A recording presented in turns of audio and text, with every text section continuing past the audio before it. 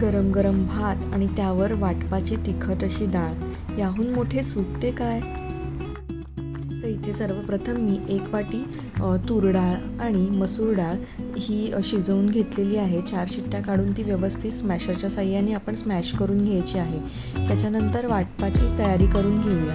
तर मिक्सरच्या जारमध्ये मी थोडा कढीपत्ता, मिरची, कांदा, थोडंसं खोबरं, थोडं जिरं, थोडं पाणी टाकून घेते आणि थोडी कोथिंबीर टाकून घ्यायची आहे आणि ते मिक्सरला आपल्याला एकदम बारीक असं ग्राइंड करून घ्यायचं आहे.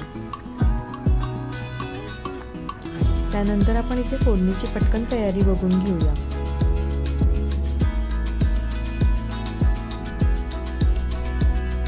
सर्वप्रथम मी इथे गॅस ऑन करून गॅसवरती एक कढई ठेवत आहे. कढई तापली की त्याच्यामध्ये थोडंसं आपल्याला तेल घालून घ्यायचं आहे. तेल थोडं तापलं की आपल्याला राई, जिरं आणि कसुरी मेथी घालून घ्यायची आहे. त्यानंतर आपल्याला त्याच्यामध्ये कढीपत्ता, हिरवी मिरची, थोडं किसलेलं आलं, लसूण, त्याच्यानंतर कांदा, टोमॅटो,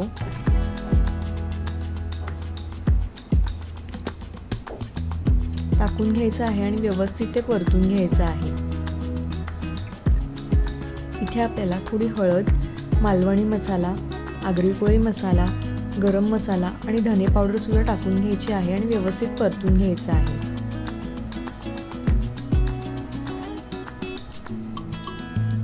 त्यानंतर आपल्याला त्याच्यामध्ये चवीपुरता मीठ घालून घ्यायचं आहे आणि पुन्हा एकदा व्यवस्थित परतून घ्यायचं आहे. आणि आपण जे मिक्सरच्या ग्राइंडरमध्ये वाटप बनवलेलं होतं ते आपण वाटण त्याच्यामध्ये टाकून घ्यायचं आणि व्यवस्थित परतून घ्यायचं. त्याच्यानंतर शिजवलेली डाळ आपल्याला त्याच्यामध्ये घालून घ्यायची आणि आपल्याला 2 ते 3 चांगल्या उकळ्या काढून घ्यायच्या.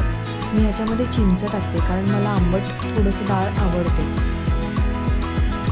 जेवढी उकळी छान काढून घेऊ ना तेवढी छान आपली डाळ होणार आणि टेस्टला पण छान लागेल. ह्याच्यामध्ये थोडंसं आपल्याला खोबरंसुद्धा वरून टाकायचं आहे कारण ही वाटपाची डाळ आहे म्हणून.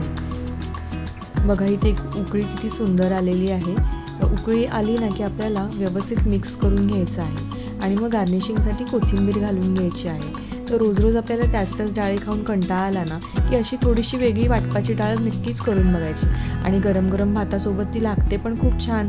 तर ही रेसिपी तुम्हाला कशी वाटली ते मला नक्की कमेंट करून सांगा आणि तुम्हीसुद्धा ही घरी ट्राय करून बघा. तर thank you so much for watching. Like, share आणि सबस्क्राईब.